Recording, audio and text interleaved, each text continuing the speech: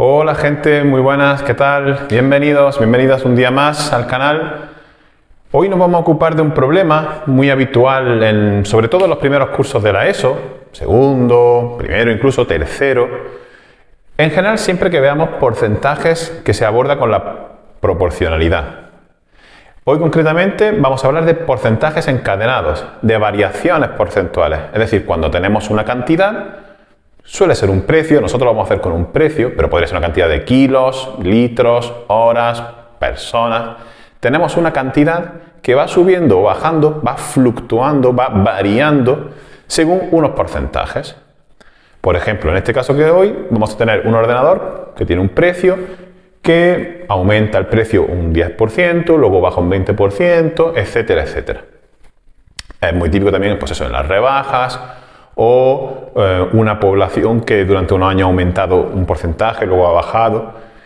Y queremos saber cómo es la situación final. ¿De acuerdo? Por ejemplo, centrándonos en el problema de hoy. Un ordenador que costaba 650 euros el año pasado ha aumentado su precio un 10%. ¿Vale? El año pasado valía 650 y ha subido el precio. Al comprarlo este año nos rebajan un 20%. ¿Vale? Primero subió y luego bajó. ¿Cuál es su precio final? ¿Vale? Al principio valía 650, sube, luego baja. ¿Cuál es el precio final?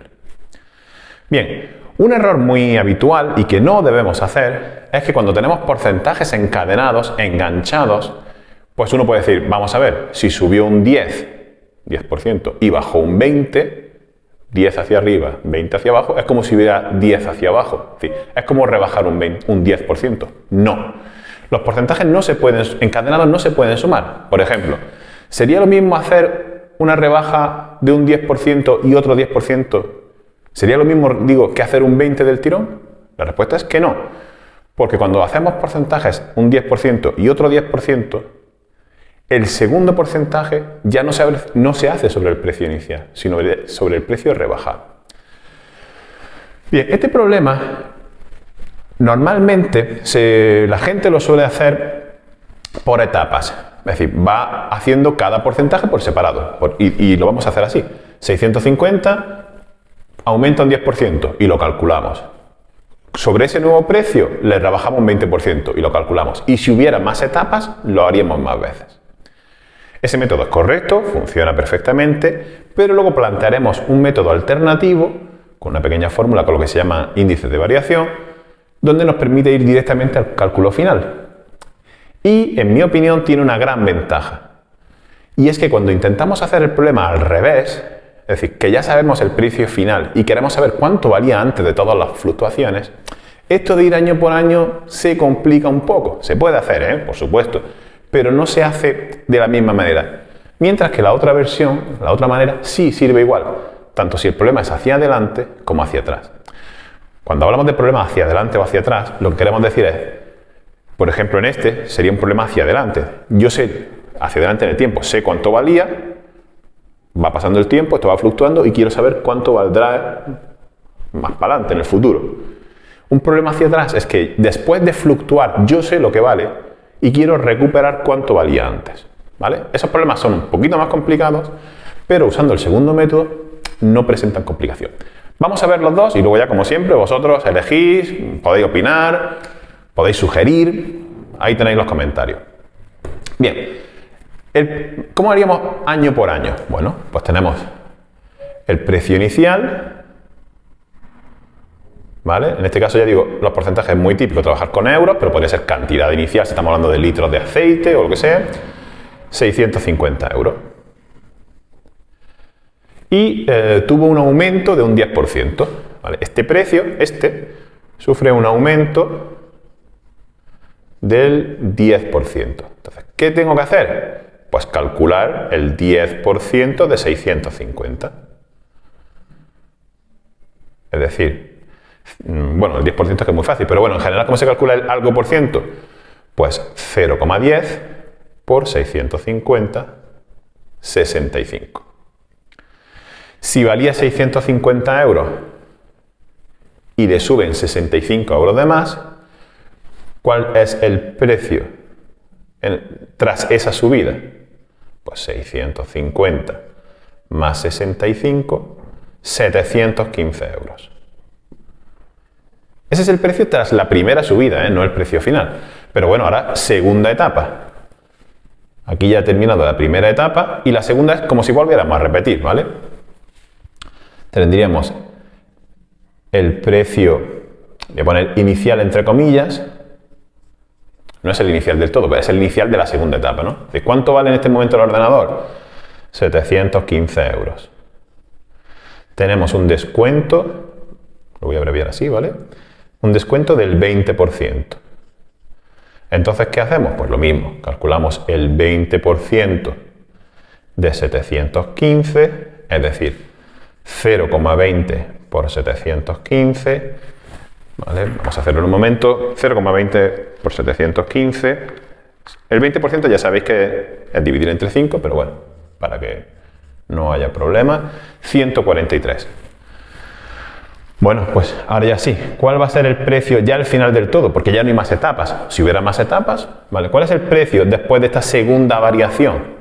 Pues como es un descuento, es decir, 715 que valía menos 143, en este caso resto porque es un descuento, perdón, 715, 572. Y este ya sí que es el precio final porque no hay más etapas. Si hubiera una tercera etapa, imaginaros que ahora después vuelve a subir otro 12%. Bueno, pues 12% de esto se lo sumo, etcétera, etcétera. ¿Vale? Y así lo iríamos haciendo etapa por etapa. Correcto. Bien. ¿Cuál es la otra manera que hablábamos para poder hacerlo directamente? Pues la otra manera es usando una pequeña formulita, que es que la cantidad final, en este caso va a ser el precio final, pero en fin, pongo cantidad porque puede ser cualquier cosa, es igual que la cantidad inicial, el precio inicial en este caso, por lo que nosotros llamamos, lo que se suele llamar, índice de variación, que es el porcentaje expresado en función de lo que uno paga por el ordenador. Me explico. ¿Cuál es el precio final del ordenador? No lo sé. Vale. ¿Cuál es el precio, la cantidad inicial del ordenador? 650. Y ahora, ¿el índice de variación en qué consiste?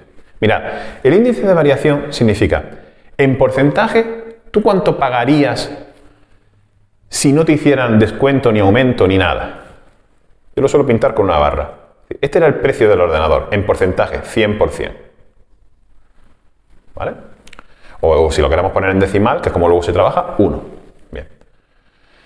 Si a mí me rebajan el ordenador, perdón, me aumenta el precio un 10%, esta barrita subiría. 100%, ¿vale? Misma altura, sería normal, pero como aumenta un 10%, sube hasta una altura de 110%. ¿Vale? El precio original más la subida. En decimal, ¿esto cuánto sería? Pues 1,10. Bien, pues ese es el índice de variación. 1,10. El índice de variación no es más que 1. El índice de variación es 1, que es el precio sin tocar, sin subir ni bajar, más o menos, depende si es un aumento o un descuento, el porcentaje. Siempre he escrito este porcentaje en forma decimal, ¿vale? Por ejemplo, este aumento del 10%, pues sería 1 más 0,10, es decir, 1,10. 1,10. Pero es que luego hay una rebaja, ¿vale? Pues aquí puedes ir encadenando todos los índices de variación que haya. En nuestro caso hay 2. ¿Vale? Pues índice de variación 1 o índice de variación 2, si queréis ponerle así. Venga, pues pensadlo un momentito. Si ahora hay una rebaja del 20%, ¿cuál es su índice de variación? Pensadlo un momentito. Aquí estaría la barra normal, altura 1, 100%. Fijar que a mí me da igual que esto sean 715 o 800, da igual, porque pongo porcentaje. Estaríamos como aquí, en el precio inicial. El precio en ese momento es 100%. Si me rebajan un 20%, es decir, si la barra esta baja un 20%, ¿a qué altura se queda? Pues se queda a la altura 80%, es decir, 0,80. Pues ese es el segundo índice de variación. Que sería igual, ¿no? 1 menos, porque en este caso es una rebaja, 0,20, 1 menos 0,20 son 0,80. Y ya hacemos directamente la multiplicación y así por muchas subidas, bajadas que hubiera, solo sería cuestión de ir poniendo numeritos aquí. Multiplicamos, comprobemos que sale lo mismo, claro. 650 por 1,10 por 0,80, efectivamente, 572 euros. Precio final, ¿vale? Cantidad final, precio, en nuestro caso, cantidad final, si fueran litros o lo que sea, ¿vale? Como veis, bastante más corto. Es verdad que esto te va dando información etapa por etapa, pero esto te lleva directamente al final. Los dos métodos, por supuesto, son correctos y para concluir, no dejéis de ver el siguiente vídeo donde se plantea el problema hacia atrás, porque ahí es donde se suelen cometer los errores. Cuando este 650 no es el precio del principio, sino es el precio del final, ¿sí?